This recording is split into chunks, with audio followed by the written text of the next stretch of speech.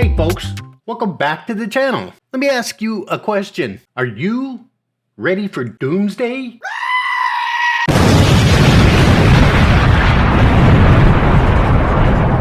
I shit my pants, I think. I know I am. I watched 188 episodes of Naked and Afraid. Hey, I made a fire with some sticks, and I caught a snake.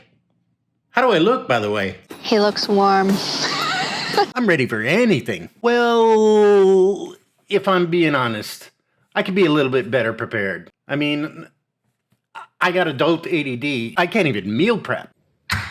Can you microwave this? What the fuck? Thankfully, National Geographic has got me covered because they made a show about prepping for Doomsday. It was called Doomsday Preppers. No, Sherlock. Doomsday Preppers was a show that was put out by National Geographic that ran from 2012 to 2014, covering 4 seasons and 54 episodes. And guess what it covered? That's right. People prepping for Doomsday.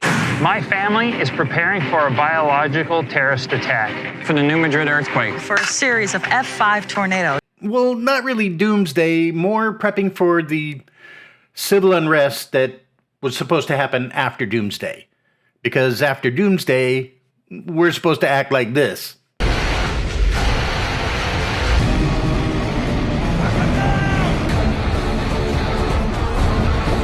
Let me get this disclaimer out of the way. It is my opinion that being a Doomsday Prepper does not, I repeat, does not make you crazy. Look at me, read my lips. I am not going to drink my own urine. That being said, there's a lot of f***ing crazy Doomsday Preppers. How do I know that? Because National Geographic went out there and seemingly found every f***ing one. Watch it, champ. Push him away. Push him away. Stop right there. And today we're going to look at a couple of doozies. Let's start off with 15-year-old Hunger Games tribute. May the odds be ever in your favor. I'm not afraid to have to kill. Jason Beecham. Jason Beecham is a 15-year-old living in the small town of Plato, Missouri, with 2 brothers, family dinners, schoolwork, and homework. Jason's life is much like what you'd expect a small-town teenager's would be. But while most high school sophomores are preoccupied with girls, grades, or sports, Jason Beecham has other things on his mind. I'm preparing for anarchy following economic collapse. A town of 109 people? This kid needs to stay off Reddit. I do not think I'm obsessed with prepping. I'm passionate in my preps because I do believe at some point this can save my life. What's going on with the gas masks? Why do you need a gas mask in an economic collapse? And why do you need 5? Jason? I mean, you got one in your school locker? What do you need that for? I don't think I'm paranoid. Just open-minded. I hope to God somebody somewhere has a file on this kid. Because he's armed to the teeth and looks a little unstable. I mean, correct me if I'm wrong, but these eyes scream violent felon. If everything happens and the financial collapse leads to civil unrest, there'd be 2 main groups. There'd be the police and the army and all that. Then you'd have the people who want what you have. And no matter how hidden you are, they will come for it. So Jason's 15 and unemployed. So his doomsday supplies consist of whatever he can swipe from his mom. It's amazing how many of my things make their way here. I know, but half the time they're old and broken and you don't use them anymore. Really? Absolutely. Sometimes I want to wring his neck when I can't find my scissors or I can't find my rope. Well, here's your fucking rope. Psycho Boy made a noose with it. Don't you ever sometimes wish you just was like everybody else and wasn't worried about those type of things? No, if you're just like everyone else, you're going to end up like everyone else when, if anything happens, it's just way safer to have just everything you could possibly need. Even like if it's odd things like gas masks. Jesus, what the f*** with the gas masks? As if the pistol, the shotgun, and whatever the hell this is weren't enough, Jason spends his time constructing his own weapons. Jason also makes his own weapons from whatever he can scavenge. Like this f***ing thing he calls the mace-ball bat. It's a nailed baseball bat with the heads of the nails grinded down. When it goes in, it will slide in, but when it goes out, the hook-shaped design right there can grab a hold of anything and kind of rip and tear and do damage. Seriously, I can describe this kid in 2 words. So, after telling his mom he's going to leave her behind when anarchy hits, So, Jason, are you going to take your mom with you when you bug out? No. Jason decides to gather his minions and do a mock bug out. To survive the anarchy he believes will follow an inevitable financial collapse, he's forming a get-out-of-Dodge group with his friends, Dylan and Austin. But not his mom. He's down with these 2 crayon chewers, but not his mom. Okay. We set a bunch of base rules, stay quiet, stay camouflaged, and then survive the best we can off our bug out bags and not packing anything else. So these 3 chuckleheads find an abandoned building in the forest and decide to make it their home base. And they decide to make a fire inside the building. This is brick, you'll be fine. Soon the fire is so high, it threatens the entire shelter. Do you have water? It's getting black. Dylan breaks the window to try to get rid of the smoke, but that only feeds the fire more oxygen.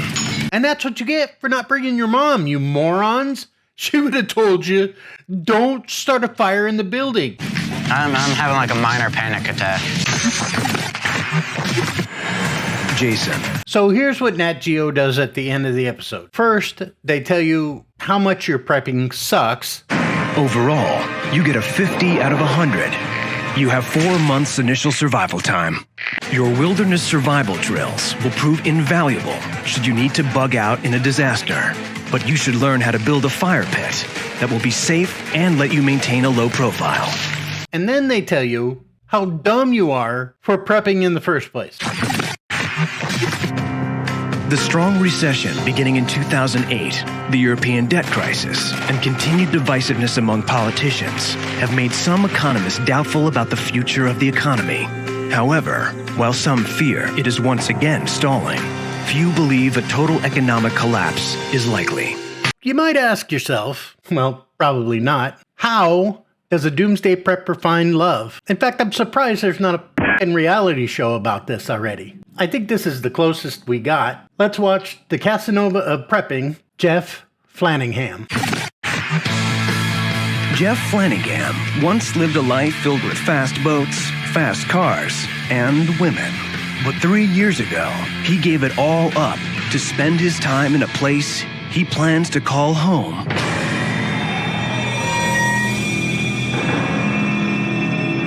Home sweet home. Yep, this is Jeff's abandoned ballistic missile silo, and not a murder dungeon. Although I gotta say, it does not help that Jeff looks like Tobin Bell, the guy who played Jigsaw. Holy sh! 37-year-old Jeff Flanagan is alone. Hotel rooms, lonely nights at bars. Lately, this is his life. Jesus, all right, Nat Geo, take it easy on Jeff. He clearly has a lot on his mind. Jeff hasn't had much time for women in recent years because he has a secret. Okay, that's my last Saw reference, I promise. It's just so easy.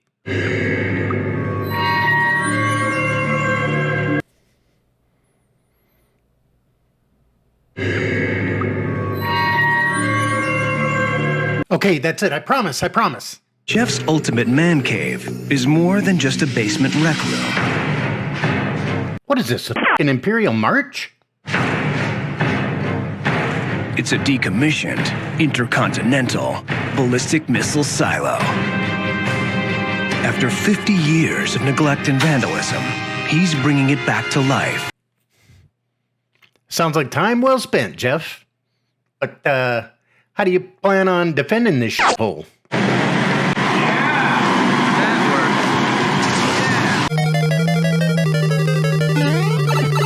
But there's one critical piece to his prepping plan that he's eager to have in place as soon as possible. So did you go on a date last night? I did. And Terrible. Everybody sucks. did you think?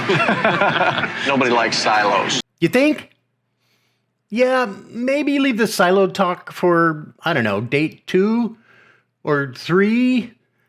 Yeah, I would say definitely date 4. I would not talk about the silo until date 5, definitely. Date 5, 6, 7. Jeff's chosen profiles for a few women he thinks could be perfect prepper matches. After 6 years of single life, he's about to put himself back out there. Now, Jeff, steer clear of the silo talk. Ask them how their day was, or if they've seen any good movies lately. Except don't bring up the Saw series, please. Hi, Stephanie. Yeah. I'm Jeff. Jeff, it's nice to meet you. You as well. Oh, yeah. Gosh, where do we start? Are you outdoorsy? Yeah. You like the outdoors? Mm-hmm. We used to live out on a lake, and Yeah. Survival skills? Got any survival skills? No. Do you think that the U.S. has the potential to financially collapse? I have a place out here. I own an underground former government missile facility. Oh, Jeff, come on. That I'm turning into basically an underground fortress in the event of financial collapse. Do you go camping at all or anything? I go hunting a lot. Awesome. I can do everything from operated backhoe to quilts. Outstanding. I own a crane. Cranes are cool. And I own a former government facility. It's an Atlas F missile base. Okay. Strike 2. Are you Jeff? I am, Hi. Sir Lee. Yes. Nice to meet you. Did you have to drive far? Not really, no. Yeah, that's good. From Wichita. Do you get into shooting sports at all or anything? Wow. That's quite a winning way to start a first date, I guess. I didn't even know you could buy a missile silo. I mean, who goes out there and says, yeah, I'll take on one of those. Beach property, yes. Missile silo, slightly crazy. Absolutely. Now, originally, when I saw this face, I thought this woman was going to call for an Uber while Jeff was in the bathroom. Au contraire, mon frere. Hello? Hi, Stephanie. Yes. Hi, it's Jeff. How are you? I wanted to touch base and find out if you'd be interested in seeing me again and possibly going out tomorrow. Yeah, I think that would be fun. I'd like to learn more about your operation that you're working on. Sounds great. I'm glad you're curious. Turns out Stephanie's a gamer, and she ain't afraid of Jeff and his silo. You will be. You will be. I just can't help myself. There are only a select number of people who know the exact location of the silo because Jeff follows the rules of operational security. To maintain its secrecy, he's arranged to meet Stephanie at a nearby intersection. Yes, well, Stephanie, in order to maintain operational security, I'm afraid we're going to have to meet at a neutral location. Okay, that's fine. Sure. Can we just go to Applebee's? If you were looking for solitude, I think you found it. Well, I hope you don't mind, but don't really know you that well yet. Yeah. So if I could still keep one secret on the location, if you don't mind me. Yeah, no, I completely understand. Blindfold for a couple of minutes? Blindfold for a couple minutes. So you can't see where I'm taking you. I'm really not comfortable with that. No? Yeah, no shit. It's only going to be for a couple of minutes while we take this real short drive. Okay, I'm trusting you. You'll take the leap of faith that far? You seem trustworthy, so okay. Stephanie, are you out of your fucking mind? Okay. Let's say I've got my phone and it's got GPS tracking on it just in case. You come prepared. Smart. Okay, pro tip. If you feel it's necessary to remind your date that your phone has GPS tracking, get in your car and get the hell out of there. I was a little bit surprised that you said yes to come out today. Yeah, I think we all are, Jeff. I think we all are. There's not a whole lot up here, actually. There's actually not much to be seen up here. All the business end is all underground. That's what she said. Just be careful ducking in through the door. Maybe I shouldn't have wore a skirt. This way. Wait, no, not that way. I think you got some work to do to. A little bit. No, I mean on your mental health. I think you really got some work to do. So, if you had to come down here in case of an emergency, don't you think you'd get lonely? That's why I invited you out. Whoa, hold on a minute there, Jeff. How about a little romance first, huh? Before you drop the silo slave bomb on her. You may as well just have said, Jeff need woman to repopulate planet. Okay. It's fairly forward for a second date. Creepy.